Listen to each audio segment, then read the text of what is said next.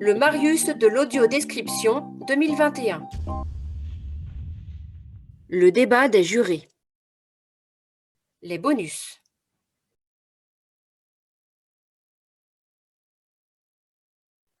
Amou Boicaz. Bernadette Pilois. Denise Musso. Et Arthur Aumoite.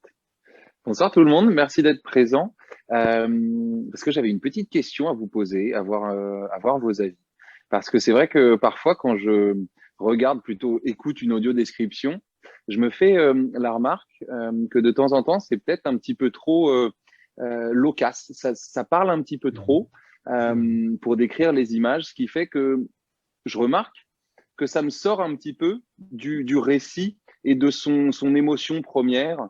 Et je voulais savoir ce que vous en pensiez, vous, dans vos expériences d'écoute d'audio-description.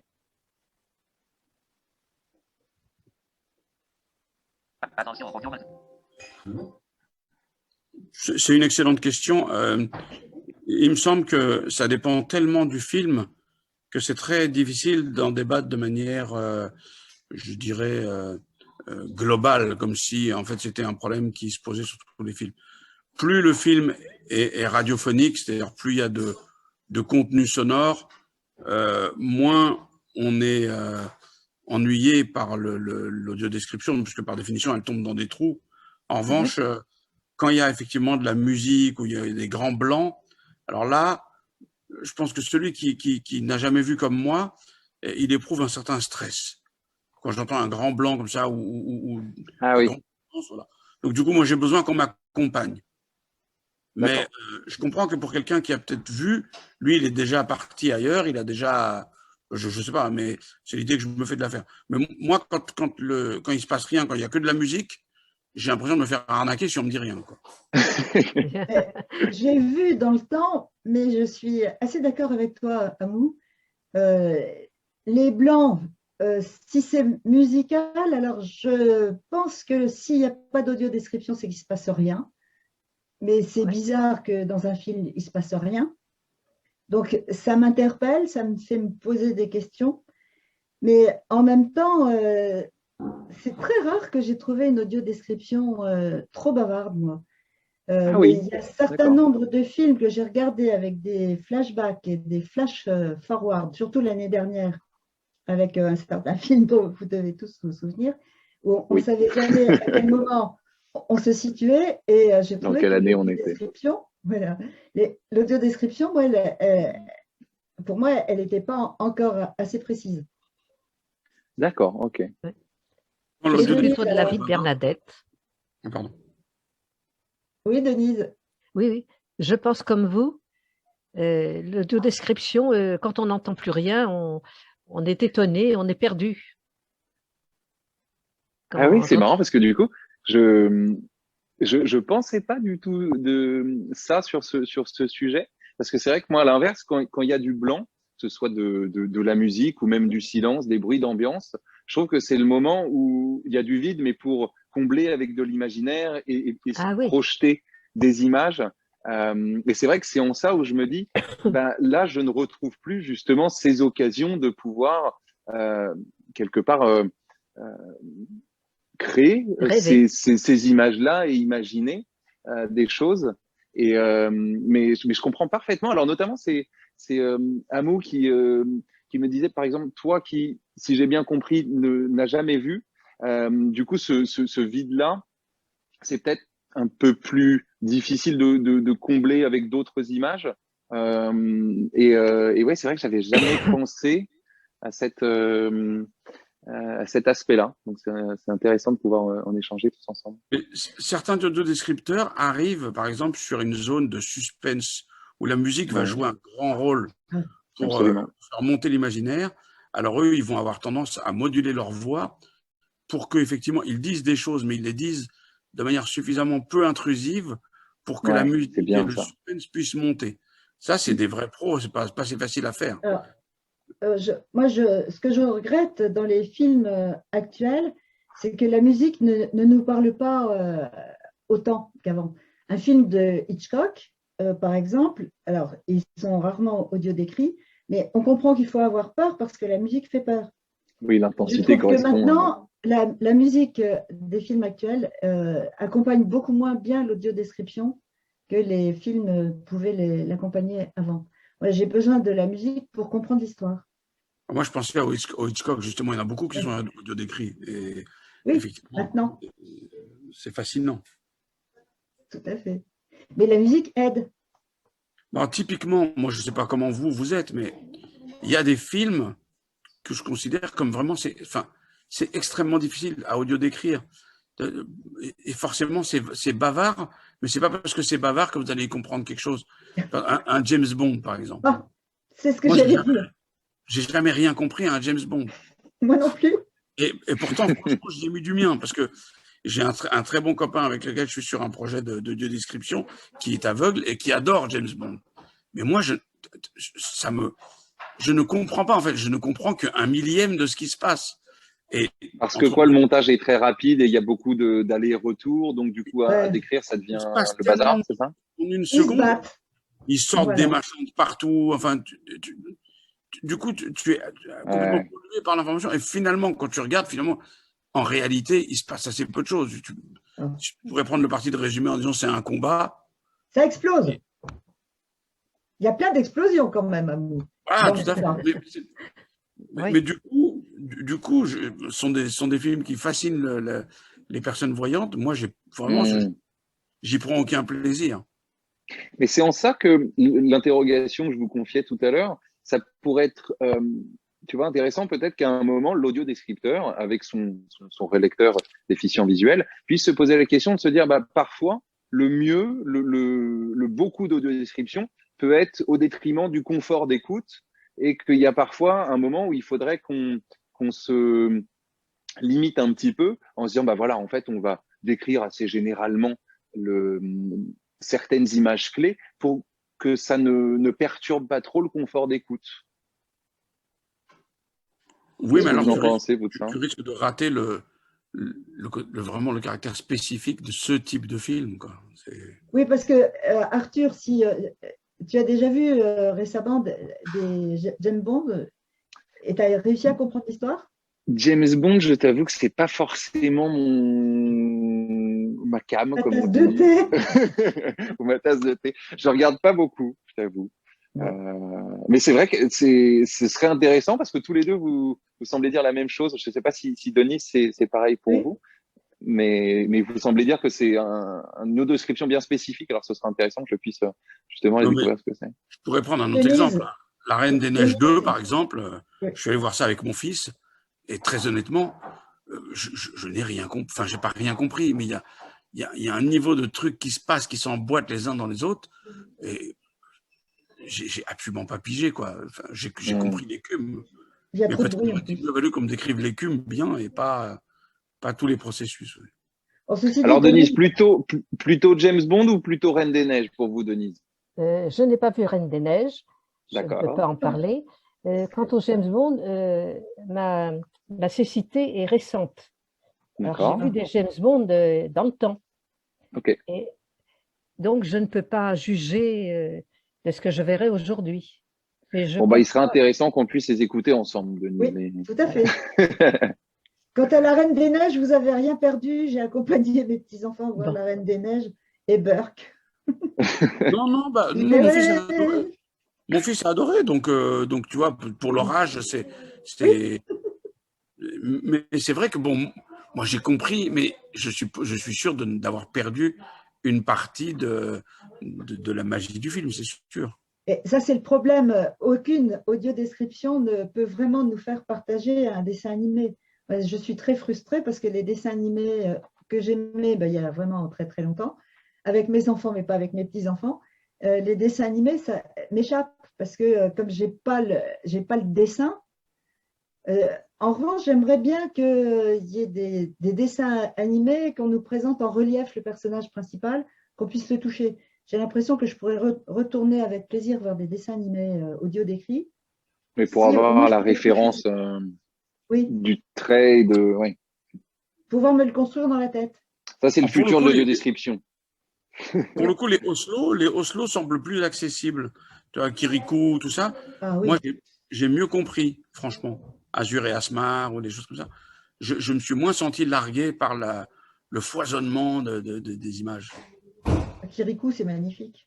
Ouais. Mais là, j'ai trouvé que audio décrit, ça avait encore de l'allure, quoi. C'était pas.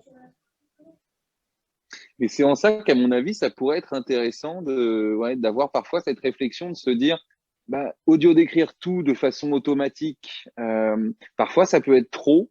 Et finalement, est-ce qu'on n'aurait pas intérêt à se dire, bah, on va audio décrire un petit peu moins, être un petit peu moins exhaustif, mais pour quand même faire vivre une expérience qui va permettre de comprendre le film, peut-être pas tout à l'image près et à la subtilité près, mais de comprendre le film et d'avoir une expérience d'écoute qui soit agréable, quoi.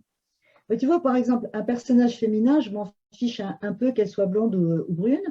Ouais. Mais en revanche, j'aimerais bien une description des personnages de dessins animés. D'accord.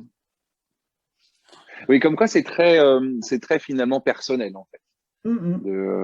Parfois, c'est des personnages, parce que notamment, j'avais entendu ça de certaines personnes qui disaient que ben, eux étaient très sensibles à savoir si la personne est blonde, brune, habillée de telle ou telle façon.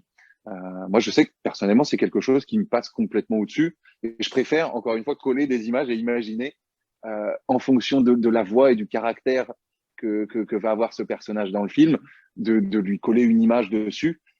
Et de me la représenter mentalement. Mais c'est vrai qu'il y a des personnes qui aiment bien justement avoir ces indications, où toi tu nous parles notamment dans les dessins animés. Donc c'est vrai que c'est quand même quelque chose de très personnel. Donc Moi, c'est j'aime bien compliqué savoir. d'arriver à généraliser. Toi, T'aimes t'aimes bien bien savoir. savoir, Humo ? Oui, j'aime bien savoir parce que je pense que ça dit quand même, notamment en fonction des époques, comment les gens sont habillés, tout ça, ça resitue. Alors en revanche, moi j'ai d'autres soucis que vous n'avez pas, mais par exemple, j'aimerais bien de temps en temps avoir un lexique. Il y a des mots qui sont utilisés que je ne connais tout simplement pas. Par exemple, la première fois que j'ai entendu fondu au noir, pardon, mais Oui, c'est du langage je cinématographique. suis allé sur Internet, j'ai regardé, maintenant je suis un pro. Mais il y a des trucs comme ça. Moi, il y a tout simplement des choses que j'ai jamais vues de ma vie. Je sais pas du tout ce que c'est. Un jour, sur un film, on me parle de blanc de meudon. On frotte de la vaisselle avec du blanc de meudon. Bah, c'est blanc. Non. Qu'est-ce que c'est que le blanc de meudon? Bah, j'en sais rien en fait. Poudre à récurer. C'est un produit ménager. Ça ressemble à la. Mais je trouve que blanc de meudon, c'est magique. Alors, est-ce que tu restes dans ta magie du mot qui est très rigolo et tu laisses ça comme ça, ou bien est-ce qu'on t'explique un peu plus la formule chimique de ce machin, voilà. Et alors, Denis, ça sert à quoi le blanc de meudon? Bah, ça sert pour récurer les casseroles. C'est une sorte de poudre à récurer. Hein. Ah, c'est tout? Voilà. Oui, oui. Désolée, je connais poudre à récurer, c'est nul. Blanc de meudon, c'est magique. Voilà, c'est vrai. Et pour vous, Denise, par exemple, de ce dont on parlait sur les visages des personnes ou les descriptions physiques, qu'est-ce qui retient plutôt votre choix? Ça ne change pas grand-chose. Si vous voulez. Mon problème, c'est que je voyais, il n'y a pas très longtemps, je voyais encore, et maintenant, je confonds les personnages. Ouais. Je vois toujours, j'ai encore un soupçon de vue, et je vois beaucoup de personnages sur l'écran, mais je les confonds entre eux, comme je ne vois pas les visages. Et quand vous les confondez à la voix, c'est ça? Non, à la silhouette, et puis la voix, parce que je suis pas encore. Je les reconnais. Je vois des silhouettes, par exemple, les actrices américaines se ressemblent beaucoup entre elles. Elles ont beaucoup des cheveux blonds et lisses. Les messieurs, quand ils sont en costume, je vois tous pareil. Et j'ai du mal à les distinguer. Oui, mais au bout de quelques années de cécité ou de beaucoup d'années de cécité, peut-être que je m'habituerai. Je commence à avoir un peu d'expérience dans la cécité. C'est une question de métier, ça. Rentrer il n'y a pas longtemps dans le job, c'est pas… oui, parce qu'on fait des progrès. Et maintenant, en entendant la voix, j'arrive à peu près à savoir si les acteurs ou les gens que je rencontre, ils sont grands, petits, jeunes, enfin, j'arrive à peu près à donner un âge aux gens. S'ils sont gros, maigres, à bout, tu dois savoir ça complètement. Puis, Arthur, tu vois encore un tout petit peu aussi, toi, non? Sur les côtés, mais moi, rien du tout devant. Donc, en général, en audio description, de toute façon, je ferme les yeux. Et puis, je me laisse guider par l'imaginaire et le son.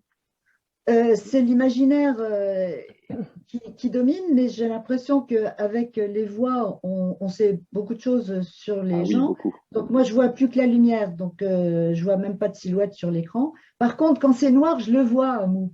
Fondu Ouais. noir, je sais que c'est noir, je vois plus rien, il n'y a plus de lumière. Mais sinon, peut-être que ça perturbe un reste visuel. Je me dis souvent ça avec des amis malvoyants, c'est que finalement, c'est plus une gêne qu'autre chose, non? Parce que l'imaginaire, quand on voit plus, finalement, c'est tout dans la tête.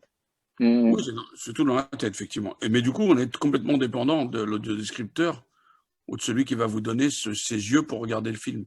C'est très marrant quand je me souviens de films que j'ai regardés décrits par des gens amateurs et par des audiodescripteurs, j'ai pas l'impression de voir le même film.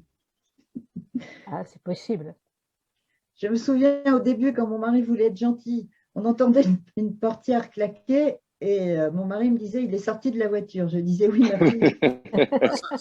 Ça, c'est typique. Mais je l'entends aussi chez des audiodescripteurs, ça, par exemple. Ah oui, Oui, parfois ça arrive, tout à fait. Alors là, par contre, c'est exaspérant.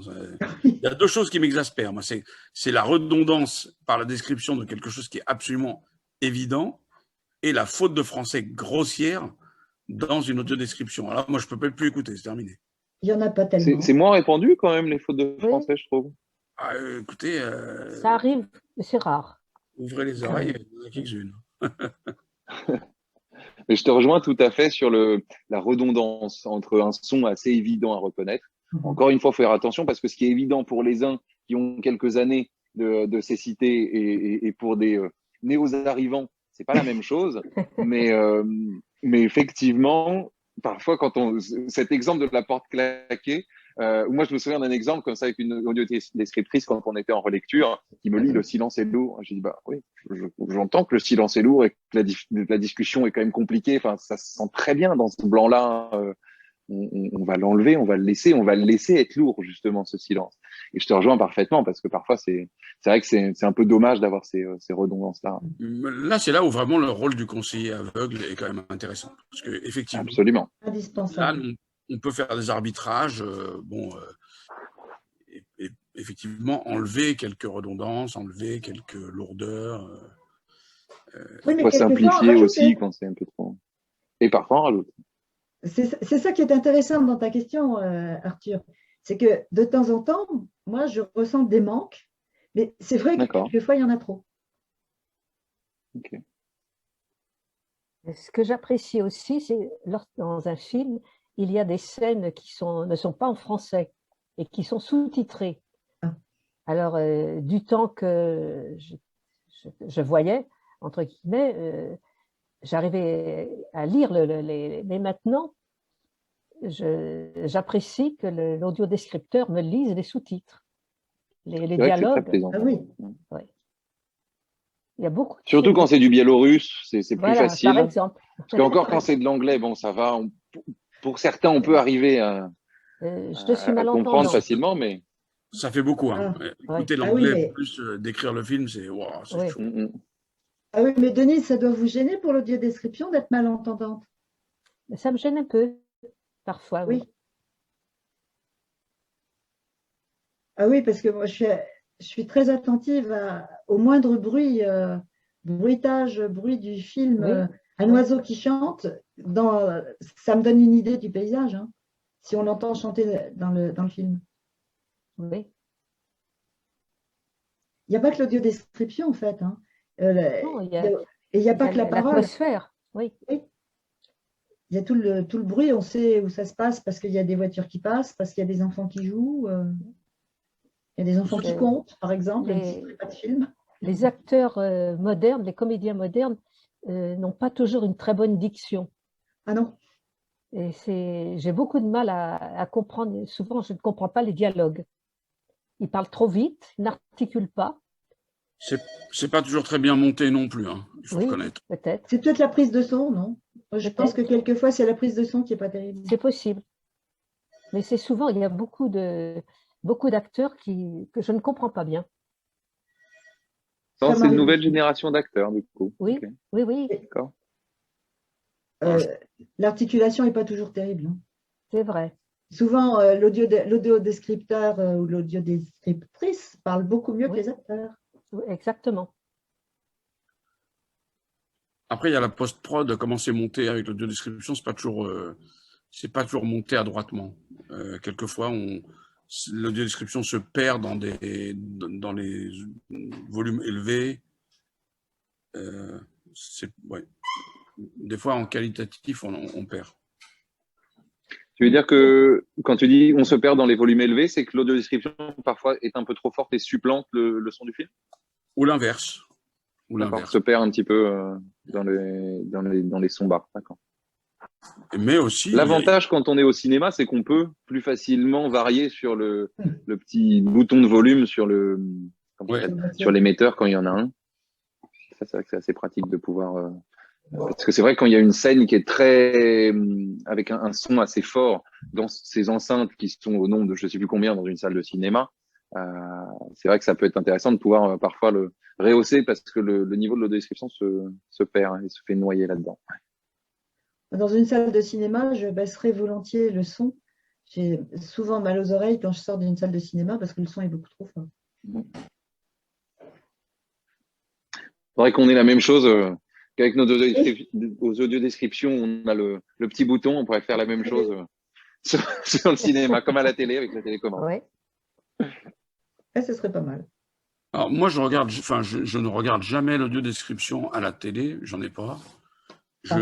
J'y accède uniquement sur mon téléphone ou sur mon PC, quoi. D'accord. Moi, je la consomme comme ça. Et je pense, pour en terminer avec moi, j'ai une frustration, c'est que c'est très rare que dans l'audiodescription, je sente le parti pris du réalisateur. C'est-à-dire, j'ai souvent l'impression qu'on me décrit du Orson Welles comme du Godard. C'est-à-dire que je n'arrive pas à me faire une idée de la manière dont le metteur en scène signe son film. C'est-à-dire comment c'est travaillé du point de vue de la caméra. Là, je ne parviens pas à me faire une idée sur le plan de l'histoire du cinéma, pour le coup, de la manière dont c'est fait. Et puis, c'est vrai que ça doit être compliqué à arriver à le restituer aussi bien la profondeur de champ de l'image, tout ce qui la compose, et puis aussi la façon dont c'est filmé, les mouvements de caméra, etc. Dans un creux entre deux répliques, ça peut être compliqué. Même si parfois, c'est assez rare, mais parfois on a ces indications il y a un long travelling avant ou sur certains mouvements de caméra, on les a un petit peu, mais ça reste assez rare parce que c'est vrai que j'imagine que ça doit être assez complexe à intercaler ce type d'informations supplémentaires. Moi, je sais que c'est intéressant. Quand je conseille les audiodescriptions, j'y suis très attentif à essayer de trouver des moments pour donner une idée à l'auditeur de ce qui se passe, de comment c'est fait. Alors, ce qui est vrai, c'est que du coup, c'est un petit peu frustrant parce que quand je voyais, même si je n'avais pas de son pour le coup, j'arrivais à peu près à reconnaître finalement l'auteur.